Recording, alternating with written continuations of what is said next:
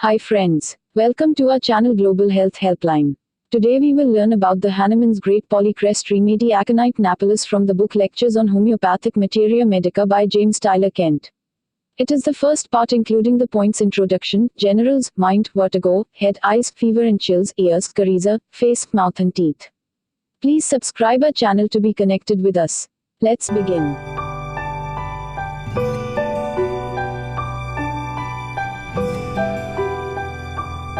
Aconite Napellus. Introduction. Aconite is a short-acting remedy. Its symptoms do not last long.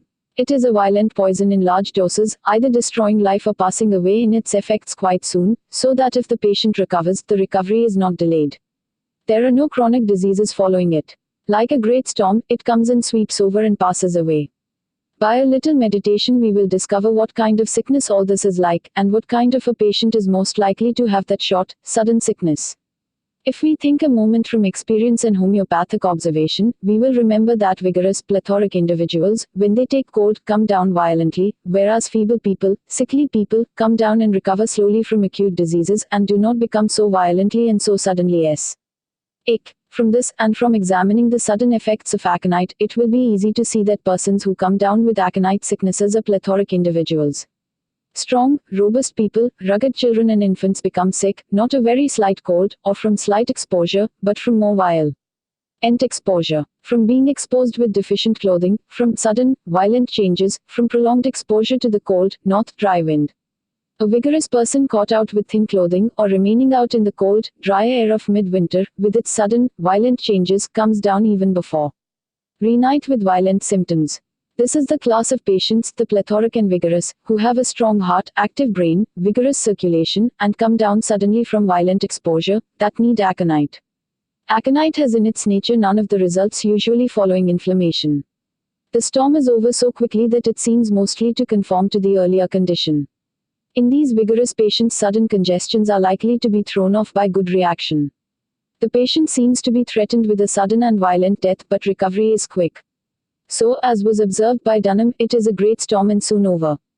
Denham's discussion of this remedy in his Meteria Medica is very poetical and well worth reading. Generals. Attacks come on suddenly from exposure to a dry cold wind. In plethoric children we have an illustration of that in the sudden congestion of the brain with intense fever or with convulsions. We get illustrations of its suddenness and violence in any organ of the body, the brain, the lungs, the liver, the blood, the kidneys. It is suited to the complaints that come on suddenly from the very cold weather of winter or from the intensely hot weather of summer. It has the lung and brain complaints of winter and the bowel inflammations and stomach disorders of summer. We know how these plethoric individuals become suddenly overheated and become violently sick. Their sudden attacks are frightful to look upon. All these inflammatory conditions are attended with great excitement of the circulation, violent action of the heart, a tremendous turmoil of the brain, a violent shock. With intense fear. Mind. The mind symptoms that are nearly always associated with aconite conditions stand out in bold relief. The patient feels the violence of his sickness, for he is under great nervous irritation and excitement. Fear is depicted upon his countenance, and the heart's action is so overwhelming the first thing he thinks of is that he must die, this must mean death, which he fears. It stands out upon his countenance. He says, "Doctor, there is no use, I am going to die." Many times he actually predicts the moment or the hour of his death. If a clock is in the room, he may say that when the hour hand reaches a certain point he will be a corpse. When we see this intense fear, this awful anxiety, great restlessness, the violence and the suddenness of these attacks, we have a case, perhaps, that is dying from the poison of aconite, or one who needs aconite. One who has a sickness resembling the poison of aconite needs the smallest possible dose of aconite. It is a very short-acting medicine, and that must be remembered. It hardly matters what part of the body we are considering, we will find inflammatory conditions. But regardless of the region or the locality of the inflammation, that which I have described is the appearance of the patient. Such are the symptoms that will stand out that you will observe first: the appearance of the face, the mind symptoms, the restlessness, the intensity. Now, there are many little mental symptoms that are of much less importance than this fear, this anxiety, symptoms that will be masked by these marked symptoms that indicate the patient. He has lost all affection for his friends. He does not care what becomes of them, he has not the slightest interest in them. It sometimes may be a state of indifference. What I have brought out will enable one to readily see that this picture does not belong to all the remedies in the Meteria Medica. In fact, it belongs only to Aconite. No matter what remedy you compare this with, you would find it only under Aconite. You will find some of the features in the text under other remedies, but those which I have mentioned collectively will be found only under Aconite. Take the mental symptoms, intensity marks every one of them. If it is a delirium, it is an intense delirium, with excitement, with fear, with anxiety. Patients in delirium, with excitement and fear, will weep, as in great torment. Great excitement, fear, fear of death. You wonder what she is weeping about. There are all sorts of moods intermingled also with the fear of Aconite. There is mourning and irritability, anger, throwing things away, all attended. With the violence and anxiety, these features that I described as uppermost are intermingled with all the other symptoms. Screams with pain. The pains are like knives, they are stinging, cutting, stabbing. The intensity of the Aconite suffering is wonderful, so that if the nerves take on neuralgic pains, the pains are intense. It is the feeling that some awful thing must be upon him or he could not have such dreadful suffering. It says in the text, predicts the day of his death. This to a great extent is the result of the awfulness that seems to be overwhelming him. And this mental picture is always present, in pneumonia, in inflammatory conditions of any part of the body, in inflammation of the kidneys, of the liver of the bowels, etc. Vertigo. Dizziness prevails throughout all this symptom picture. Vertigo, turning and whirling. A woman out shopping runs up suddenly against a dog and becomes violently dizzy, she cannot even get to her carriage.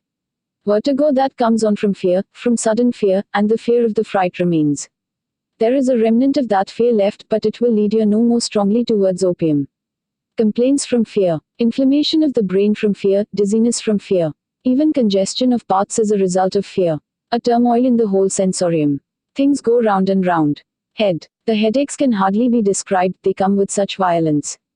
Tearing, burning in the brain, in the scalp, attended with fear, with fever, with anguish, headache from taking cold, from suppressing catarrh in the nose. Catarrh stops suddenly in plethoric people, from exposure, from riding in the dry cold wind such as we have in this northern climate in winter. Violent headache over the eyes. Congestion of the brain, with congestive headache, with anxiety, with hot face. Eyes. The symptoms that would lead you to give Aconite for affections of the eye are numerous. Eyes take on sudden inflammation. Congestion of the eye. Blood red appearance of the eye. Sudden inflammation of all the tissues, conjunctivitis, etc., from taking cold, from exposure to dry cold winds. There is a teaching that has long prevailed, give Aconite for the first stage of an inflammation. It is not good teaching, although it is recommended in all of our books. It does not say for what kind of a constitution or how it comes about. Do not practice that way. Get all the elements for an Aconite case, if possible, or give a better remedy. Another practice has prevailed, viz. Giving Aconite for fever. Aconite was the fever remedy of many of our early routinists, but it is a bad practice. Aconite has an inflammation of the eyes that comes on so suddenly that one wonders how that inflammation came in so short a time. The eyes take on great swelling without any discharge or only very watery mucus. The sudden inflammations that come on with thick discharges would never be Aconite. Fever and chills. Aconite has no results of inflammation. Those conditions that are about to take on the results of inflammation will always indicate some other remedy. You are not to think of Aconite in fever unless the Aconite patient is present. With the Aconite fever there will be sensitiveness to light. Great restlessness with fever. Eyes staring, with pupils contracted, violent aching and inflammation of the deep structures of the ball. Quote. Give Aconite only when the symptoms agree. An inflammation that is about to run a prolonged course, to take on suppuration, or if it is mucous membrane to take on discharge of pus, will never show you the symptoms of Aconite. Never give Aconite in blood poisoning, such as we find in scarlet fever, in typhoid fever, etc. We find nothing of the violent symptoms of Aconite in such conditions. The nervous irritation is never present, but the opposite, the stupor, the laziness, the purple skin, whereas Aconite is bright red. Never give Aconite for any form of zymosis, for it has no zymotic history. There should be no thought of Aconite in the slow-coming, continued fever. Aconite has no symptoms like the slow types of continued fevers. The Aconite fever is generally one short, sharp attack of fever. It is in no way related to an intermittent fever, as it has no such symptoms. You might find something that would deceive you in one attack of intermittent fever, but the very fact that there was a second one would shut out Aconite. Some remedies have periodically or waves, Aconite has no such a condition. The most violent attack of fever will subside in a night if Aconite is the remedy. If it is not, it is a pity that you made a mistake in giving it, for it will sometimes do mischief. All things that exist in a sickness must be taken into account, not only what the remedy does cover, but what it does not cover.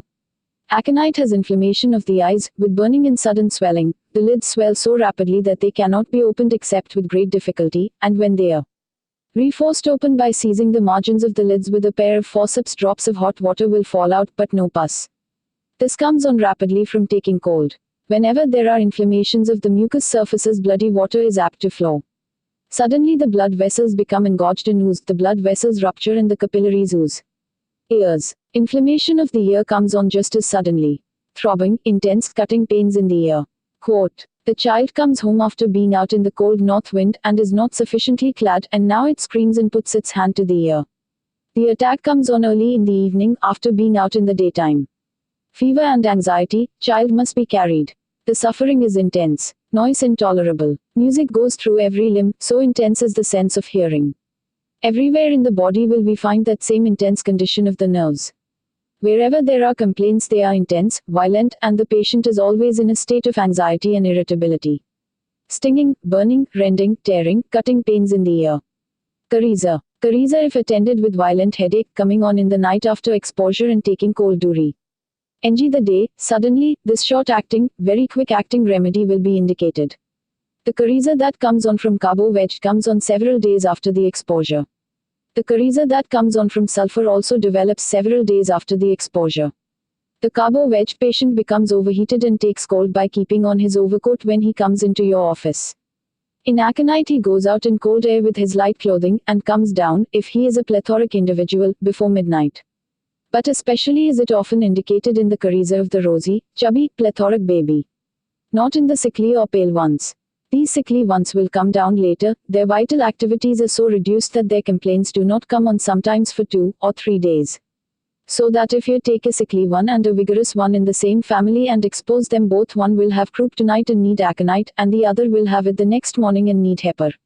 Face. The symptoms likely to occur with coryza are nosebleed, headache, anxiety and fear.